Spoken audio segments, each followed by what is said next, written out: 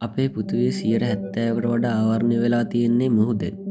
නමුත් අදටත් මිනිසාට සම්පූර්ණයෙන්ම ගවේෂණය කරන්න බැරි වී ඇත්තේ මේ අඳුරු මුහුදු ලෝකයයි. මුහුදු පතුලේ සැඟවුණු අමුතු වස්තුන්, අතුරුදහන් වූ නැව්, විශාල ජීවීන් සහ විද්‍යාඥයන් පවා පුදුම කරන රහස් රාශියක් තියෙනවා. අද අපි බලමු මුහුදු පතුලේ හමු වූ බියකරු අභිරහස් 7ක් ගැන. දිගටම අපේ වීඩියෝත් එක්ක රැඳිලා ඉන්න. අංක 1. අමුතු මුහුදු වස්තුව. 2011දී ස්වීඩන් ගවේෂක කණ්ඩායමක් බොල්ටික් සී එකේ ගැඹුරු ස්ථානයක් සොයමින් සිටියේදී අමුතු හැඩයක් ඇති වස්තුවක් හඳුනාගත්තා. සෝනාර් පින්තූරවලින් පෙනුනේ ඒ විශාල රවුම් හැඩයක් සහිත වස්තුවක් ලෙසයි. සමහරු මෙය පිටසක්වල අභ්‍යවකාශ යානයක් ලෙස සඳහන් කළා. තවත් අය කියන්නේ ස්වභාවික ගල් සැකස්මක් හෝ පැරණි වස්තුවක් විය හැකි බවයි. නමුත් අදටත් මේ ගැන විවිධ මත පළ වෙනවා. අංක 2. ජපානයේ මුහුද යට නගරය. ජපානයේ යොනගුනී දූපත අසල මුහුදු පතුලේ විශාල ගල් සැකස්මක් හමු වුණා. මෙහි පඩිපෙළක වගේ හැඩයක් තියෙන සෘජුගෝණ සහ විශාල තට්ටු වැනි කොටස් තිබෙනවා. සමහර පර්යේෂකයන් කියන්නේ මේ මිනිසුන් විසින් සාදන ලද පුරාණ නගරයක නටබුන් විය හැකි බවයි.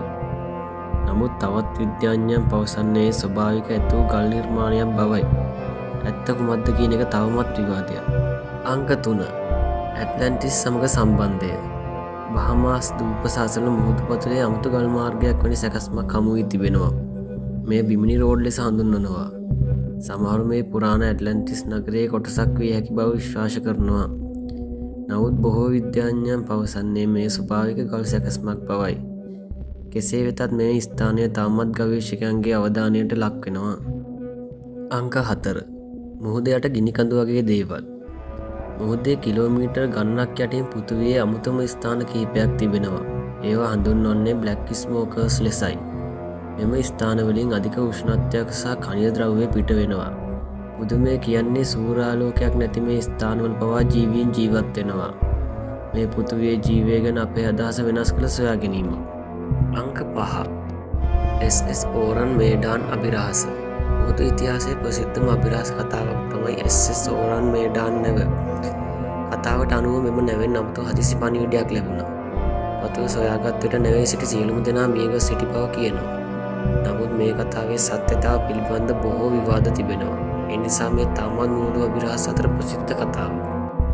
අංක 6. මාළුවෙකුගේ පුදුම නිර්මාණය. ජපාන මුහුද වතුලේ වැලි මත විශාල රවුම් රටා හමු වුණා. මුලදී විද්‍යාඥයන් පවා පුදුමයට පත් වුණා. පසුව සොයාගත්තේ මේවා කුඩා පෆල් ෆිෂ් මාළුවෙක් විසින් නිර්මාණය කරන බවයි. පිරිමි මාළුවා ගැහැණු මාළුවෙකුගේ ආකර්ෂණය ගැනීමට මේ අලංකාර රටා සාදනවා. ස්වාධර්මයේ තවත් පුදුම නිර්මාණයක්. අංක 7. ගැඹුරු මුහුදේ යෝධයා.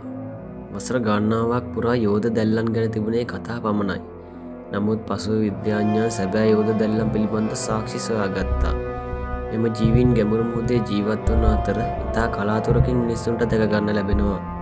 අදටත් මුහුදේ තවත් මෙවැනි විශාල ජීවීන් සැඟවී සිටිනවාද කියන ප්‍රශ්නය පවතිනවා. මුහුද කියන්නේ තවමත් මිනිසාට සම්පූර්ණයෙන්ම තේරුම් ගන්න බැරි විශාල ලෝකයක්. අද අපි බැලුවේ එහි සැඟවුණු අභිරහස් කිහිපයක් පමණයි. ඔබට මේ අතරින් වඩාත්ම පුදුම හිතුනේ කුමන අභිරහසටද? කමෙන්ට් එකකින් කියන්න. මෙවැනි තවත් පුදුම කරුණු සඳහා Amazing Factile එකේ සබ්ස්ක්‍රයිබ් කරන්න.